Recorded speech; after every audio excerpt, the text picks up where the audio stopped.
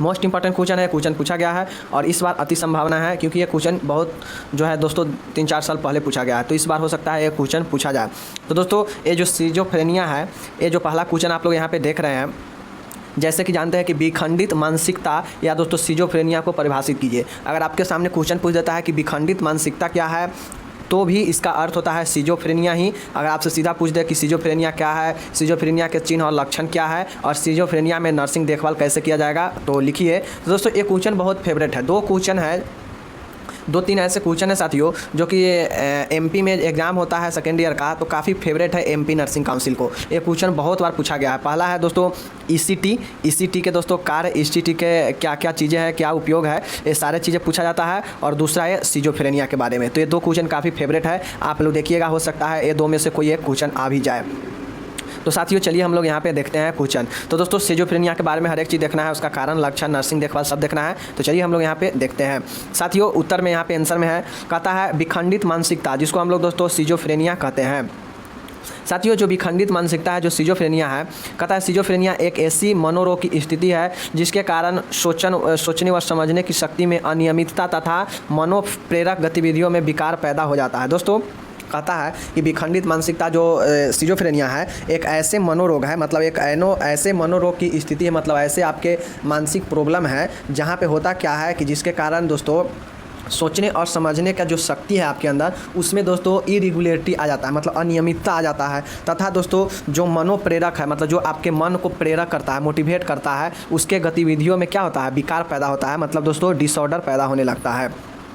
इस कारण दोस्तों अवबोधन और व्यवहार पर प्रभाव पड़ता है। दोस्तों इस कारण होता क्या है कि अवबोधन और व्यवहार पर प्रभाव पड़ता है और इसी को हम लोग क्या कहते हैं, विखंडित मानसिकता। विखंडित मानसिकता मतलब स्पष्ट है कि आपका जो मन होगा, जो आपका मानसिक है, वो विखंडित हो जाएगा, मतलब अलग अलग तरह के हो जाएगा। तो यही है कि आपका मन किसी एक जगह पर स्थिर नहीं रहेगा, वो दोस्तों हर एक चीज़ सोचेगा, हर एक चीज़ के बारे में सोचेगा, तो वही विखंडित होता है और वही सिजोफ्रेनिया होता है। तो हम लोग यहाँ पर समझ गए।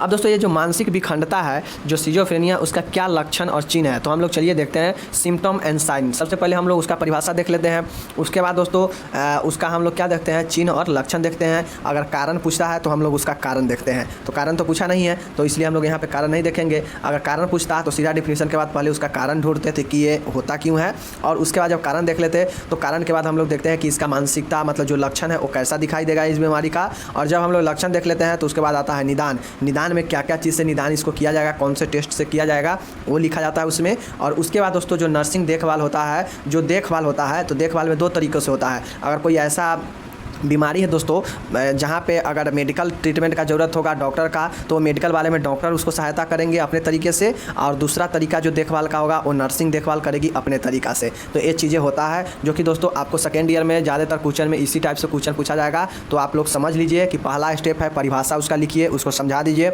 दूसरा है अगर बीमारी है, कोई कारण पूछ रहा है तो कारण उसका ढूंढना पड़ता है बीमारी का, तो कारण लिख दीजिएगा कि किस कारण से हो रहा है, होगा। और दोस्तों तीसरा है कि निदान, उसके बारे में निदान ढूंढिएगा कि इसका दोस्तों कारण के बाद लक्षण ढूंढिएगा कि ये कारण किस कारण से होगा, उसके बाद इसमें लक्षण कौन सा दिखाई देगा ये बीमारी में, मतलब जो भी बीमारी के बारे में आपसे पूछा जाए तो उसमें लक्षण कौन दिखाई देगा। जब दोस्तों लक्षण और चिन्ह हो जाएगा तो आप नेक्स्ट स्टेप क्या करेंगे, निदान, उसके बारे में दोस्तों डायग्नोसिस ढूंढेंगे। तो वहाँ पे कौन कौन से दोस्तों आपको टेस्ट कराया जाता है तो वो निदान में लिखा जाएगा। उसके बाद दोस्तों नेक्स्ट होता है वहाँ पे देखभाल होता है। अब देखभाल दोस्तों हो सकता है कोई ऐसा बीमारी है जहाँ पे सिर्फ सिंपली नर्सिंग देखभाल ही से हो जाता है, और कहीं पर ऐसे होगा दोस्तों जहाँ पे दोनों तरीके के देखभाल होना चाहिए, मतलब मेडिकल भी और दोस्तों नर्सिंग भी। मेडिकल में डॉक्टर और दोस्तों नर्सिंग में नर्सिंग। और कोई कोई दोस्तों कहीं कहीं इतना पर क्वेश्चन हो जाता है समाप्त, आपका द एंड हो जाएगा क्वेश्चन। लेकिन दोस्तों कभी कभी होता क्या है कि जो सर्जिकल वाला क्वेश्चन रहता है, कि जैसे दोस्तों जो सर्जरी वाला क्वेश्चन रहता है, जैसे वेस्कोटोमी हो गया और सारे दोस्तों ट्रेकियोस्टोमी हो गया, तो ये सब सर्जरी है किसी अंग का। तो इसमें दोस्तों आपको सर्जरी से पूर्व और सर्जरी के पश्चात का दोस्तों आपको इसमें एक नर्सिंग देखभाल मांगेगा। तो आप लोग लिख दीजिएगा कि नर्सिंग से सर्जरी से पहले पेशेंट को कैसे रखा जाता है, सर्जरी के लिए कैसे तैयार किया जाता है, उसमें नर्स क्या करती है मदद, और उसके बाद जब सर्जरी हो जाता है तो उसको कैसे देखभाल नर्स करती है, तो वो उसके सर्जरी के पश्चात में। तो ये सारी चीज़ें होता है लॉन्ग क्वेश्चन में। तो हम लोग ये चीज़ को देख लिए, समझ लिए। अब दोस्तों ये मैं आपको बेसिकली बता दिया हूँ, क्योंकि यहाँ पे देखिए जो सिजोफ्रेनिया है इसमें भी हमसे क्या है परिभाषा पूछा है, तो पहले यहाँ पे हम परिभाषा लिख दिए कि यह मानसिक विखंडता होता क्या है।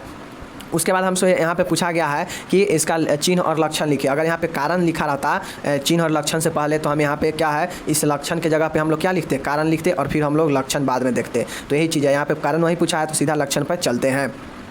तो दोस्तों जो मानसिक विखंडता जो सिजोफ्रेनिया का लक्षण है उसको निम्न तरीका से हम लोग देख सकते हैं चिन्ह को। पहला है दोस्तों आधारभूत लक्षण। दोस्तों पहला होता है आधारभूत लक्षण का मतलब होता है फंडामेंटल सिम्टम्स। अब इसमें होता क्या है साथियों सिजोफ्रेनिया में, तो चलिए हम लोग देखते हैं। दोस्तों जो पहला आधारभूत जो लक्षण है, फंडामेंटल जो सिम्टम्स है, उसमें दोस्तों पहला जो है ए नंबर में है उभय भाविक। जो दोस्तों उभय भाविक है मतलब दोस्तों एम्बीवैलेंस जो होता है साथियों, एक ही व्यक्ति वस्तु अथवा परिस्थिति के प्रति दो परस्पर विरोधी भावनाओं, दृष्टिकोण अथवा विश्वासों का पाया जाना। दोस्तों जो ये उभय भाविक है इसका मतलब होता है कि एक ही व्यक्ति में दोस्तों होता क्या है कि किसी वस्तु या परिस्थिति के प्रति दो तरह के क्या होता है दोस्तों, दो परस्पर विरोध उत्पन्न होगा, उसके भाव में, उसके दृष्टिकोण में दो तरह के दोस्तों क्या होगा, स्थिति उत्पन्न होगा किसी व्यक्ति के बारे में, तो होता है उभय भाविक। दूसरा है दोस्तों इसी में बी नंबर में है, आधारभूत लक्षण में बी नंबर में है स्वपरायणता। मतलब दोस्तों ऑटिज्म होता क्या है, स्वपरायणता। तो रोगी दिवास्वप्न तथा दोस्तों कल्पना से प्रेरित विचारों से भरा रहता है। दोस्तों स्वपरायणता ऑटिज्म का मतलब होता है कि इसमें जो रोगी होगा दोस्तों वो क्या होगा, वो दोस्तों कल्पना करता होगा या दोस्तों स्वप्न से क्या होगा, वो दीवा स्वप्न के मतलब होता है कि दिन में जो स्वप्न देखता है वही दीवा स्वप्न होता है, तथा कल्पना से प्रेरित विचारों से भरा होता है। दोस्तों इसमें रोगी क्या होगा, दिन में ही सपना देखेगा और वो इमेजिन से उसका विचार पूरा भरा होगा कि हम प्रधानमंत्री बन जाएंगे, हम राष्ट्रपति बन जाएंगे, हम एक कर लेंगे, हम नर्सिंग पास करके नर्सिंग ऑफिसर बन जाएंगे। मतलब वो सिर्फ कल्पना से उसका विचार भरा हुआ है और दिन में ही वो सपना देखता है। तो ये होता है स्वपरायणता ऑटिज्म।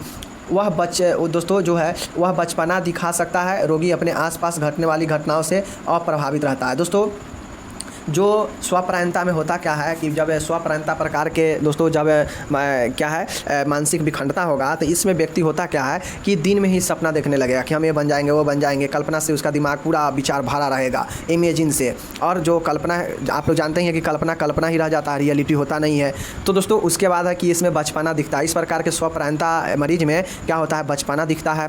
और दोस्तों बचपना दिख सकता है। उसके बाद होता क्या है कि रोगी को अगर उसके आसपास में इस प्रकार के रोगी को दोस्तों होता क्या है कि आसपास जो कुछ भी घटना घटता है तो उससे वो अप्रभावित रहता है, क्योंकि उसका दिमाग खुद से चलता है। उसका दिमाग में दोस्तों ये भरा रहता है कि जो है हम ये कर लेंगे, वो कर लेंगे, आज ये हो जाएगा, आज वो होगा। तो वो उसके ऊपर दोस्तों जब इस प्रकार के भावना रहता है तो होता क्या है कि उसके आसपास में कुछ भी होता रहता है, उसके ऊपर प्रभाव नहीं पड़ता है। तो ये स्वपरायणता हो गया। सी नंबर है दुष्प्रभाव पड़ना। दोस्तों आधारभूत लक्षण में पहला है उभय भाविका, जिसमें होता क्या है कि एक ही वस्तु में किसी वस्तु या किसी स्थिति के प्रति दोहरी क्या होगा, विकार उत्पन्न होता है, विरोध उत्पन्न होने लगता है।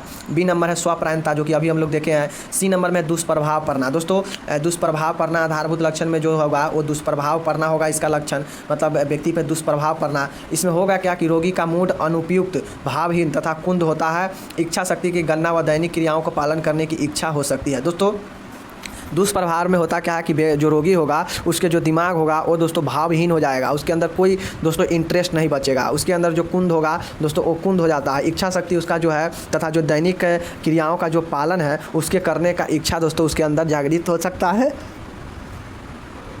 और उसका दोस्तों जो भाव है, जो उसका दोस्तों भाव है वो क्या होता है, वो यहाँ पे उसका भाव जो है विहीन हो जाता है, भाव विहीन हो जाता है। उसके बाद यहाँ पे दोस्तों डी नंबर में है विचारों की भिन्नता। दोस्तों जो समानता का लक्षण दिखाई देता है उसमें होता है कि विचारों की भिन्नता। दुष्प्रभाव पड़ने के बाद होगा कि उस व्यक्ति के अंदर विचारों की भिन्नता पाई जाएगी, मतलब उसके जो रोगी होगा दोस्तों उसके अंदर जो विचार होगा वो औरों व्यक्ति से क्या होगा, भिन्नता होगा, वो अलग सोचेगा, उसके अंदर हमेशा क्या होगा, मन चिंता रहेगा, सोचने समझने का शक्ति उसका क्या होगा, प्रभावित होने लगेगा। तो उस सबसे क्या होता है, विचार भी उसका क्या होगा, भिन्न होने लगेगा और दूसरों के साथ में तालमेल नहीं बैठा पाएगा। कोई बोलेगा आम तो वो बोलेगा इमली। तो यही कहता है कि विचारों में भी भिन्नता होने लगेगा। तो ये डी हो गया, जो कि दोस्तों यहाँ पे हम लोग समानता के लक्षण में देखे हैं चार प्रकार के लक्षण, जो कि ये समानता के लक्षण में होगा, जो कि एक दूसरे के प्रति दिखाता है। समानता का मतलब क्या होता है कि हम और सामने वाला या कोई व्यक्ति है जिसके बीच में ये चीज़ें हो सकता है। तो कोई रोगी होगा और रोगी जो है वो किसी दूसरे व्यक्ति के बारे में सोचेगा, मतलब वो अपने से दूसरे को रिलेट करेगा, वही दोस्तों क्या होता है, समानता हो जाता है। तो समानता में हम लोग 4 देखे हैं। अब दूसरा जो दोस्तों यहाँ पे देख सकते हैं दूसरा जो सिजोफ्रेनिया का लक्षण है, पहले और दूसरे दर्जे के लक्षण। दोस्तों जो दूसरा पॉइंट है कि पहले और दूसरे दर्जे के लक्षण में कहता है कर्ट स्नेडर के दोस्तों अनुसार सिजोफ्रेनिया के रोगियों में पहले दर्द और उसके बाद दोस्तों दर्द का लक्षण पाए जाते हैं। दोस्तों जो पहले और दूसरे दर्जे का जो लक्षण है उसमें दोस्तों कर्ट स्नेडर के अनुसार होता क्या है कि सिजोफ्रेनिया के जो पेशेंट में होता क्या है कि पहले दोस्तों गुर्दे और दोस्तों गुर्दे जैसे लक्षण क्या होता है पाया जाता है। मतलब जो दोस्तों पेशेंट होता है उसमें क्या होगा, उसमें दोस्तों ये लक्षण पहले दर्जे और दूसरे दर्जन के लक्षण पाए जाते हैं। दोस्तों जो एक कर्ट स्नेडर वैज्ञानिक है वो कहे थे कि उनके अनुसार जो सिजोफ्रेनिया के रोगी है उसमें पहले दर्जे और दूसरे दर्जे का लक्षण दिखाई पड़ता है। दोस्तों चलिए हम लोग यहाँ पे देखते हैं। देखिए यहाँ पे लिखा है जो दर्जा है उत्तेजित करती अथवा चर्चा करती हुई आवाज़ है। दोस्तों जो व्यक्ति है उसमें पहली और दूसरी दर्जा का जो होगा उसमें होगा कि उत्तेजित होगा व्यक्ति और चर्चा करती हुई आवाज़ें आएगा। मतलब वह अपने मन में ही क्या करेगा दोस्तों, चर्चा करते रहेगा। जैसे आप लोग देखते रहिएगा बहुत सारे लोग हैं जो नहीं कि कोई ना किसी फ़ोन पर ना किसी व्यक्ति से, वह खुद से ही बात करते रहते रोड पर चलता है अपने आवाज़ में। तो वही चीज़ें हैं। दूसरा है व्यंग करती हुई आवाज़ें। दोस्तों व्यंग करती हुई मतलब किसी के ऊपर व्यंग कसते हुए आवाज़ें आएगा। शारीरिक निष्क्रियता मतलब दोस्तों जो शरीर है उसका निष्क्रिय ना होना। उसका दोस्तों है विचारों की वापसी, प्रसारण तथा निवेश। दोस्तों जो विचार है उसके वापसी और दोस्तों प्रसारण तथा निवेश ये सारी चीज़ें होगा। उसका बाद है भ्रांतियों से संबंधित अवबोधन होगा। भ्रांति मतलब भ्रम से संबंधित अवबोधन होगा। अवबोधन के अन्य प्रकार मूड का बदलना, भावनाओं को कुंद होना। दोस्तों सीधा तौर पर समझिए कि अगर चीज़ें आपको ना समझ में आए तो समझ लीजिए कि सिजोफ्रेनिया एक क्या है, विखंडित मूड है। मतलब इसमें मूड चेंज हो जाता है और ये मूड आपका अलग अलग प्रकार से होने लगता है। वही दोस्तों क्या है, सिजोफ्रेनिया है। और इस सिजोफ्रेनिया में क्या होगा, लक्षण क्या दिखाई देगा, तो ब्रेन से संबंधित। तो पहला हम लोग देखे समानता के लक्षण, दूसरा हम लोग देख रहे हैं एक और दूसरे दर्जे का लक्षण। एक से दूसरे दर्जे के लक्षण में है उत्तेजित करते हुए तथा व्यंग करते हुए आवाज़ें, चर्चा करते हुए आवाज़ें, शारीरिक निष्क्रियता, विचारों की वापसी, प्रसारण और निवेश, भ्रांतियों में दोस्तों अवबोधन, मूड का बदलना, भावनाओं का कुंद होना। ये सब क्या है, ये दोस्तों पहले और दूसरे दर्जे का क्या है मूड, ये जो आपका लक्षण है। तो ये चीज़ें देख लिए। अब दोस्तों हम लोग तीसरा तौर पे चलते हैं, क्लिनिकल लक्षण देखते हैं। क्लिनिकल लक्षण क्या क्या होता है, तो चलिए हम लोग यहाँ पे देखते हैं। अब दोस्तों जैसे हम लोग पहला में देखे हैं, यहाँ पे हम लोग पहला में जो देखे हैं, क्या देखे मैं आपको यहाँ पे बताने का कोशिश करता हूँ। साथियों जो हम लोग पहला में देखे हैं समानता के लक्षण में 4 पॉइंट था ना, तो उसी प्रकार से 4-5 पॉइंट दोस्तों क्लिनिकल लक्षण जो कि तीसरा लक्षण है उसमें भी है। दोस्तों एक क्वेश्चन लंबा बड़ा होता है तो इसमें दोस्तों आपको घबराइएगा तो दोस्तों फिर प्रॉब्लम होगा। तो इसलिए अस्थिर से दिमाग को अस्थिर करके समझिएगा तो बढ़िया रहेगा, वरना दोस्तों रटिएगा तो क्वेश्चन समझ में नहीं आएगा। इसलिए मैं बताता हूँ सीधा तौर पर आप समझिए कि जो जैसे मैंने पहला समानता के लक्षण बताया तो उसमें कौन कौन 4 है उसको आप याद रखिए। उसके बाद दोस्तों आप दूसरा में क्या क्या देखे हैं, दूसरा पहले और दूसरे दर्जे का लक्षण उसमें कौन कौन पॉइंट था उसको ध्यान में रखिए। अब हम जो तीसरा देख रहे हैं साथियों यहाँ पे क्लिनिकल लक्षण, क्लिनिकल पिक्चर, तो इसमें कितने कितने पॉइंट है उसको याद रखेंगे। जब आप पॉइंट याद रखते हैं तो उसमें दोस्तों ऑटोमेटिक आपको उस पॉइंट से रिलेटेड क्या होगा, आपको जानकारी मिल जाएगा कि हाँ इस पॉइंट में ये पॉइंट होगा, ये चीज़ कह रहा है तो ये चीज़ होगा। तो पहले तो उसका आपको पॉइंट याद रखिए तब तो दोस्तों क्वेश्चन लिख पाएंगे। अगर दोस्तों आप पॉइंट भी याद रखते हैं, जैसे दोस्तों यहाँ पे तीसरा है क्लिनिकल लक्षण, तो आप यहाँ पे पॉइंट जितना दिया हुआ है चिंतन के विचार, भावनाओं के विचार, व्यवहार के विकार, अवबोधन के विकार, इच्छा के विकार, सक्रियता पर प्रभाव, तो ये सारे पॉइंट भी अगर 3 के अंदर क्लिनिकल लक्षण के अंदर रखते हैं तो आपको दोस्तों ज़्यादा टेंशन करने की ज़रूरत नहीं है। अगर ये सब नहीं भी लिखिएगा दोस्तों तो चलेगा, लेकिन दोस्तों पहले तो ये पॉइंट तो याद रखिए। अब दोस्तों यहाँ पे चलिए हम लोग देखते हैं कि निम्नलिखित है। देखिए इन लक्षणों का निम्नलिखित शीर्षकों के अधीन दोस्तों वर्गीकरण किया जा सकता है। क्या क्या किया जा सकता है, तो चिंतन के विकार मतलब दोस्तों डिस्टर्बेंस ऑफ थिंकिंग, दोस्तों असंबंधता, विचारहीनता, बातों को भूल जाना। दोस्तों जो चिंतन के विकार होता है इसमें होता क्या है कि दोस्तों असंबंधता, विचारहीनता मतलब विचार आपका क्या होगा, हीन हो जाएगा, बातों को भूल जाइएगा जब चिंतन आपके ऊपर हावी हो जाएगा, थिंकिंग। भी है भावनाओं को विकार। साथियों जो भावनाओं को विकार होता है उसमें कहता है कि आवेश का अभाव हो जाएगा, जो मोशन है उसका अभाव हो जाएगा। और दोस्तों जो अनुपयुक्त प्रभाव है, विचारों का प्रभावशीली आदि दोस्तों आपके भावनाओं का विकार हो जाएगा। मतलब आपके भावनाओं पर दोस्तों ठेस पहुंचेगा, आपके भावनाओं पे किसी दूसरे का दोस्तों क्या हो जाएगा, अधिकार हो जाएगा। तो वही होता है भावनाओं का विकार। तीसरा है व्यवहार के विकार मतलब डिस्टर्बेंस ऑफ बिहेवियर। साथियों असंबंधित और अनुपयुक्त व्यवहार, उपद्रव, हिंसक, गाली गलौज, उसके बाद है पूर्ण विनाशक व्यवहार, उत्तेजना, अपराध और यौन संबंधी सक्रियता आदि। दोस्तों व्यवहार के विकार। तो आप लोग जानते हैं बिहेवियर दोस्तों अगर सही नहीं है तो तरह तरह के प्रॉब्लम होगा। तो वही दोस्तों जो व्यवहार का विकार है, और व्यवहार ही दोस्तों क्या करता है, एक रौद्र रूप लेता है। अगर व्यवहार ही दोस्तों किसी पेशेंट का गड़बड़ हो गया तो वही तो मानसिक प्रॉब्लम है। तो वही कहता है कि सेक्सुअल प्रॉब्लम होगा, या दोस्तों उत्तेजना होगा, व्यवहार में विनाश हो जाएगा, गाली गलौज, हिंसक, डरावना, अनुपयुक्त व्यवहार, ये सब दोस्तों व्यवहार के विकार के कारण होता है। तो ये सब लक्षण है व्यवहार में विकार के। चौथा है अवबोधन के विकार। साथियों जो क्लिनिकल लक्षण है उसमें चिंतन के विकार, भावनाओं का विकार, व्यवहार के विकार के बाद तीसरा है अवबोधन के विकार। अवबोधन के विकार में क्या होगा, तो श्रम मतलब दोस्तों श्रव, दृश्य, स्वाद, गंध जैसे संबंधित संगठित और असंगठित भ्रम भांतियाँ, मतलब भ्रम, संगठित और असंगठित भ्रम भांतियाँ होगा अवबोधन। अवबोधन का मतलब क्या होता है कि किसी भी चीज़ को दोस्तों बोध करने का, मतलब जानने का, गंध हो गया या किसी व्यक्ति का स्पर्श हो गया, इस सब के थ्रू जानने का दोस्तों उसके अंदर बोध करने का शक्ति समाप्त हो जाता है, वही अवबोधन होता है। तो वहीं पर लिखा है कि सुनने, श्रवण, दृश्य देखने, स्वाद और गंध सा दोस्तों यहाँ पे जो होता है वो संगठित और असंगठित रूप से भ्रमित होने लगता है। तो ये हो गया विकार। पांचवा यहाँ पे दोस्तों देख सकते हैं, यहाँ पे पांचवा स्पष्ट तौर पे लिखा है कि दोस्तों इच्छा के विकार, मतलब इच्छा शक्ति का कुंद होना, मतलब इच्छा शक्ति का कमज़ोर होना, निर्णय लेने में अक्षमता, सामर्थ्य और सक्रियता में कमी, ये सब दोस्तों होगा इच्छा के विकार। इच्छा के विकार दोस्तों जब भी आपको इच्छा में प्रॉब्लम होगा तो आपको दोस्तों कोई भी चीज़ निर्णय नहीं ले पाएंगे, आपका जो दोस्तों इच्छा शक्ति होगा वो कमज़ोर हो जाएगा। तो यही चीज़ होता है दोस्तों इच्छा के विकार। छठा है सक्रियता पर प्रभाव। दोस्तों बढ़ी हुई संवेदी सक्रियता और उत्तेजना, बेहोशी, नकारात्मक व्यवहार की दोस्तों विचित्रता आदि। दोस्तों जो सक्रियता है, मतलब जो एक्टिविटी है उस पर प्रभाव पड़ेगा। तो जो आपके दैनिक कार्य है, जो आपका दोस्तों संवेदी कार्य है, सक्रियता है, उत्तेजना है या बेहोशी है, नकारात्मक है, उस पर दोस्तों प्रभाव विचित्र तरीके से पड़ता है। जी है दोस्तों एकाग्रता पर प्रभाव। दोस्तों ये जो दोस्तों लक्षण देख रहे हैं हम लोग क्लिनिकल लक्षण, उसमें दोस्तों एकाग्रता दोस्तों है, जो यहाँ पे अटेंशन है उस पर भी दोस्तों प्रभाव पड़ता है। कैसे, तो दिव्य स्वप्न, मतलब दिन में स्वप्ना में खोए रहना, बुदाना, बिना किसी कारण के हंसने और रोने दौरे पड़ना पर, विचारों में डूबे रहने के कारण आसपास की स्थितियों का पता न होना आदि। दोस्तों एकाग्रता पर अभाव ये होगा कि आप किसी भी चीज़ पर अटेंशन नहीं दे पाएंगे सही से। अगर आसपास में कोई भी चीज़ होता है फिर भी आप उस पर ध्यान नहीं देके आपके अंदर मन में दोस्तों कुछ उथल पुथल चलते रहता है, वही होता है दोस्तों एकाग्रता पर अभाव। तो ये तो हो गया दोस्तों क्लिनिकल लक्षण। अब साथियों ये लक्षण समाप्त हो गया। अब हम लोग चलते हैं दोस्तों नर्सिंग देखभाल के अंदर। तो साथियों जो लक्षण में हम लोग 3 तौर पर देखे हैं, क्या देखे हैं, समानता का लक्षण। समानता का लक्षण में क्या है कि एक रोगी है जो अपने आमने सामने के व्यक्तियों से दोस्तों मेल मिलाप करता है और वो अपने से खुद को और दूसरे से रिलेटेड करता है कि उसका मन और उस रोगी का मन कैसे होगा। तो जो लक्षण होगा उसमें 4 था। उसके बाद दोस्तों है दूसरा था कि पहले दर्जे दूसरे दर्जे का लक्षण। तीसरा था दोस्तों कि आप लोग देखे हैं क्लिनिकल लक्षण। तो ये चीज़ हो गया। अब हम लोग चलते हैं प्रबंधन की तरफ, नर्सिंग मैनेजमेंट की तरफ। सिजोफ्रेनिया में नर्सिंग मैनेजमेंट कैसे किया जाएगा इसको हम लोग देखेंगे।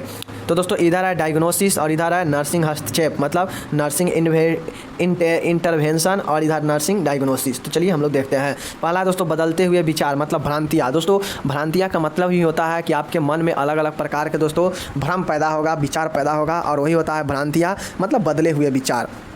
तो दोस्तों जो बदले हुए विचार है नर्सिंग निदान में, उसमें दोस्तों होगा, पहला पॉइंट है नर्सिंग हस्तक्षेप में कि रोगी के साथ सकारात्मक संबंध स्थापित करने के लिए दोस्तों विचार को बदला जाता है। एकाग्रता सुरक्षित होने तक रोगी के साथ रहे। नर्सिंग जो इसमें करेगी दोस्तों, मतलब दोस्तों ये हो गया क्या, विकार हो गया, ये सब प्रॉब्लम हो गया। तो दोस्तों ये नर्सिंग डायग्नोसिस है जो कि इसमें क्या किया जाएगा, तो जो दोस्तों है बदले हुए विकार वाले व्यक्ति में दोस्तों होता क्या है कि रोगी को सकारात्मक संबंध स्थापित किया जाएगा। एकाग्रता अटेंशन को सुरक्षित होने तक रोगी के साथ रहेंगे। रोगी की भ्रांतियां को सुनकर उसके व्यवहार के साथ इसका संबंध पता करें। दोस्तों जो पेशेंट है उसको भ्रांतियां को सुनना चाहिए, जो मन में दोस्तों प्रॉब्लम है उसको सुनकर और उसके संबंधों का पता लगाना चाहिए। अगला दोस्तों रोगी को प्रकट किए गए भ्रामक विचारों की उपेक्षा करें। दोस्तों रोगी में जो कुछ ऐसा प्रकट होता है तो उसको दोस्तों क्या करें, प्रतीक्षा करें। प्रारंभिक अवस्था में भ्रांतियाँ की जांच पड़ताल न करें। दोस्तों जो पहला दोस्तों अवस्था होता है, जो स्टेप होता है, वहाँ पे दोस्तों भ्रांतियाँ का जांच नहीं करना चाहिए। तो ये चीज़ें यहाँ पे कह रहा है, प्रारंभिक अवस्था में भ्रांतियाँ की जांच नहीं करनी चाहिए। रोगी को दोस्तों सुरक्षित पर्यावरण प्रदान करें। दोस्तों बदले हुए विकार वाले व्यक्ति को क्या करना चाहिए, तो ये सारी चीज़ें करना चाहिए जो कि आप लोग देखिए। नेक्स्ट है आपसे क्वेश्चन दोस्तों पूछा होगा, ये आपको नर्सिंग देखभाल में क्या लिखना होगा कि परिवर्तित अवबोधन, मतलब दोस्तों परिवर्तित मतलब जो अवबोधन है वो परिवर्तित है, चेंजेबल है। तो दोस्तों अवबोधन होता है मतलब किसी भी चीज़ को आप बोध नहीं कर पाते हैं, जैसे किसी चीज़ का गंध, किसी चीज़ को स्पर्श महसूस करना, किसी भी चीज़ को दोस्तों मतलब ये सारे चीज़ें होता है जो कि अवबोधन होता है। तो अवबोधन में दोस्तों नर्सिंग देखभाल कैसे होगा, तो रोगी के साथ चिकित्सीय संबंध बनाएंगे, रोगी द्वारा भ्रमों के अनुभव को ध्यानपूर्वक नोट करें, रोगी की उपेक्षा ना करें और आवाज़ों के बारे में छानबीन करें, रोगी को दोस्तों बात करने और सक्रिय श्रोता बनने का मौका दे। दोस्तों यहाँ पे चाहिए कि एक नर्सिंग को दोस्तों जैसे परिवर्तित अवबोधन है तो दोस्तों रोगी को साथ चिकित्सा संबंध बनाइए और दोस्तों रोगी के द्वारा भ्रमों को अनुभव को ध्यानपूर्वक नोट करना चाहिए और दोस्तों उसके बाद है रोगी जो है दोस्तों रोगी की उपेक्षा ना करें और आवाज़ों के बारे में छानबीन करें, रोगी को बात करने और सक्रियता स्रोत दोस्तों बनने का मौका दें, मतलब रोगी को बात सुनने का और उससे दोस्तों क्या है उससे दोस्तों सक्रिय श्रोता बनने का, एक्टिव दोस्तों ऑडिटोरियल बनने का उसको मौका दे। तो ये चीज़ होता है। अब दोस्तों नेक्स्ट है यहाँ पे देखिए अंतर प्रेरक व्यवहार। दोस्तों अंतर प्रेरक व्यवहार, दोस्तों अंतर प्रेरक व्यवहार अगर किसी के अंदर प्रॉब्लम होता है तो इसमें क्या होगा, तो दोस्तों किसी भी हिंसक व्यवहार के लिए तैयार रहे। दोस्तों अंतर प्रेरक व्यवहार अगर किसी व्यक्ति में अगर होता है तो नर्स के चाहिए कि किसी भी हिंसक व्यवहार के लिए वो तैयार रहे, क्योंकि कभी भी अंतर प्रेरक व्यवहार वाले व्यक्ति जो है वो अटैक कर सकते हैं। उसके बाद है रोगी के अधिक निकट न जाए। दोस्तों जिसके अंदर अगर अंतर प्रेरक अगर व्यवहार है तो उसके अंदर जो नर्स को है उसके पास नहीं जाना चाहिए, अन्यथा दोस्तों आप लोग समझते हैं क्या होगा।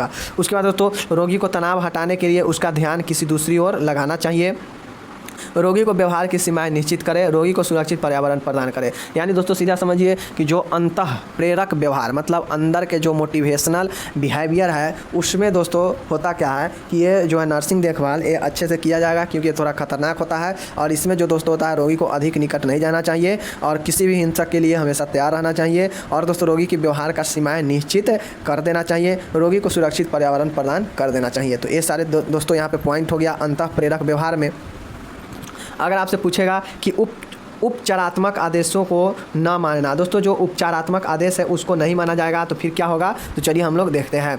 तो यहाँ पे देख सकते हैं लिखा है कि रोगी की निर्देशों के अनुसार दवाई दे। दोस्तों उपचारात्मक आदेशों को मानना है मतलब एक नर्स को चाहिए कि जो भी उपचार हुआ है उसके आदेश को यानी डॉक्टर के आदेश को दोस्तों मानेंगे कैसे, तो दोस्तों रोगी को निर्देश के अनुसार रोगी को निर्देशों अनुसार दवाई देंगे, 5 अधिकारों का ध्यान में रखेंगे, जो दवाई देने का 5 नियम है उसका ख्याल रखेंगे, दवाई के प्रभाव और दुष्प्रभावों का अवलोकन करेंगे। उसके बाद दोस्तों दवाई के बाद रोगी में परिवर्तन को रिकॉर्ड करेंगे और दोस्तों व्यक्तिगत साइकोथेरेपी, समूह साइकोथेरेपी, सामाजिक साइकोथेरेपी और दोस्तों बिहेवियर साइकोथेरेपी नियोजन करने में लागू दोस्तों करना चाहिए। दोस्तों जो थेरेपी हम लोग पढ़ चुके हैं उसमें दोस्तों जितने भी थेरेपी है चाहे दोस्तों मिलने थेरेपी या दोस्तों बहुत सारी थेरेपी है उसमें दोस्तों अगर आपको जो है वो उपचार में लाना चाहिए। तो ये हो गया उपचारात्मक आदेशों का मानना, मतलब जो डॉक्टर आपको उपचार करने के लिए देगा उसके आदेश को मानकर जो है पेशेंट को देखभाल किया जाएगा।